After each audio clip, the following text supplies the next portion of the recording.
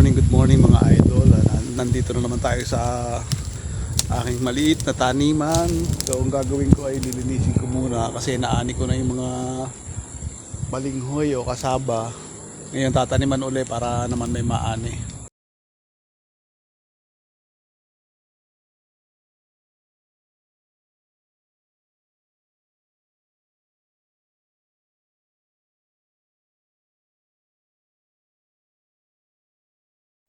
Yan mga idol, yung mga pinagbunutan na yan. Magtatanim uli ako. Naani ko na siya. Yan, samahan nyo ako mga idol. Yan, panibagong vlog po tayo ngayon. Panibagong araw. Ngayon ay time check ay 4 PM mga idol. Yan, samahan nyo po ako.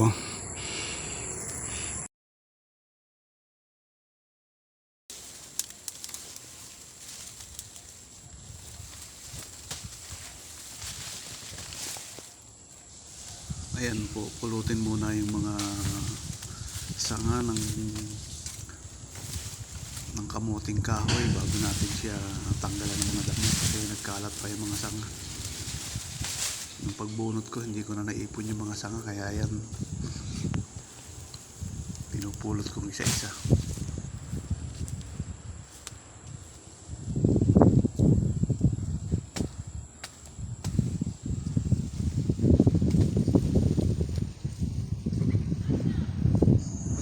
Mas magandang kumilos pag wala na yung mga kahoy-kahoy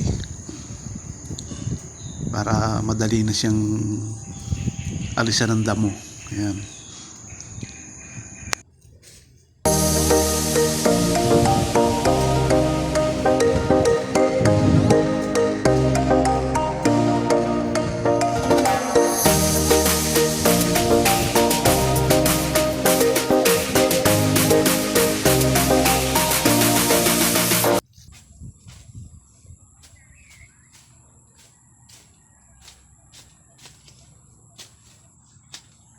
Ayun na nga, sinudsud ko ng pala para madaling maalis ang mga damo. Kasi kung asarulin, mahirap matanggal ang mga damo. Kaya yung sinudsud ko ng pala para mas madali siya.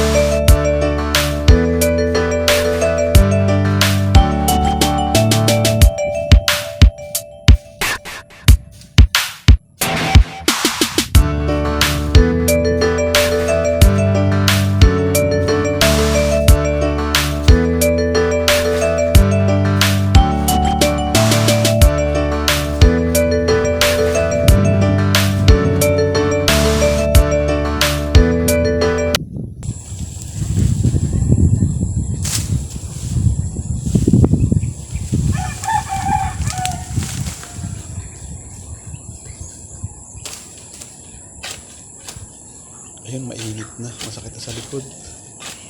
Nakatalab na sa damit yung init niya. Oras niyan mga 9 o'clock na. Mainit na dito.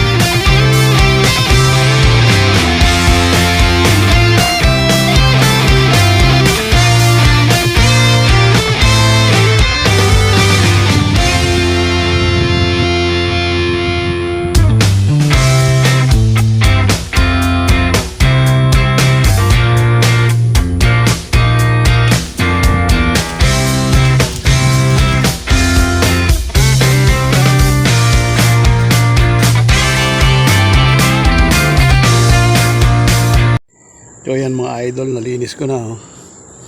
Kaso lang, mag-aalas 6 na, kaya bukas ko na lalagyan ng tanim.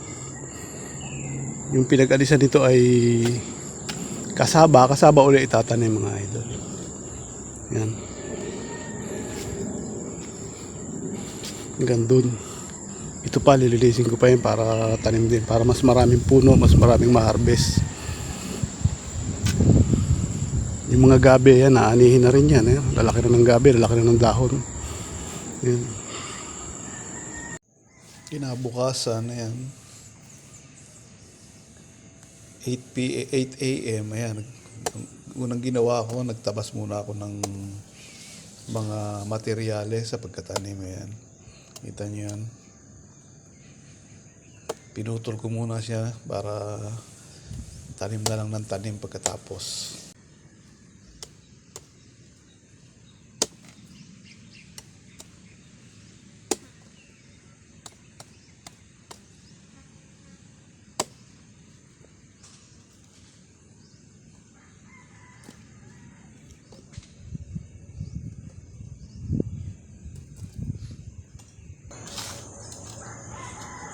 Natapos ko na yung pagpuputol ng pananim. Ngayon naman yan, binubungkal ko na. Mas nadadalian ako kung pala yung gagamitin ko pambukal kaysa sa pang-asarol. Yan. Mas madali para sa akin, kaya yun ang ginagamit ko.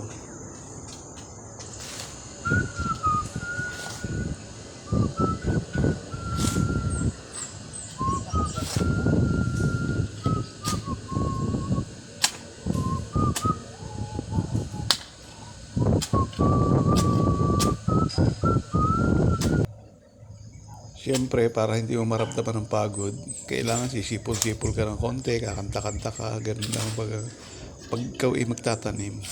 Para yung init ng araw ay hindi mo maramdaman, para yun.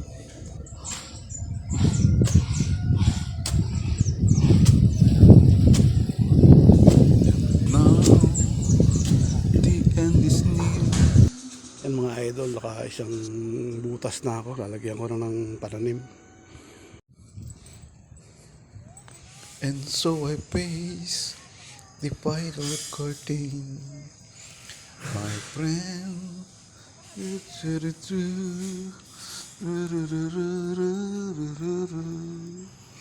I believe my heart too, and trouble it's along the byway, and more, much more than this, I did it mine.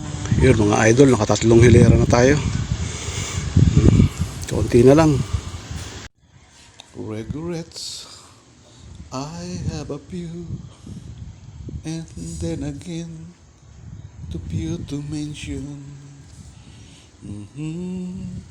What I have to do, and yan mga idol, tagaktakang pawis, nakabilad sa initan. Wala kailangan eh, sayang ang panahon, sayang ang lupa, kaya kailangan natin taniman para pagdating ng 7 months meron tayong maani, makatipid sa mga gastusin ba. Hindi na kailangan bumili. Init mga idol, kailangan muna kami ng tubig para hindi tayo ma-dehydrate. Sobrang mainit. Alas 10 na ng umaga, mainit na kagad. So ayan, natapos ko na mga idol. Hintay na lang sumibol. Naka limang tudling ang tawag doon. 5 tudling ako. Sobrang pagod. Napakainit ngayon kaya sobrang pagod. So magpapahinga muna tayo. Papahinga muna mga idol para medyo ma-relax ang katawan. Sobrang init na. At pagkatapos ko magpahinga, yan, manguha muna ng papaya para may pang-ulam ng tanghalian. Manok na lang ang hanapin. Ayan. Susungkitin lang yung papaya. Ang baba lang. Ayun mga hanggang dito muna lang po tayo. Ang abang-abang sa mga susunod na vlog. Maraming salamat po sa inyo, sa mga OFW. Shout out sa lahat. Sa lahat ng viewers, solid viewers. Maraming salamat po sa inyo lahat. Hanggang dito na lang muna po tayo. God bless.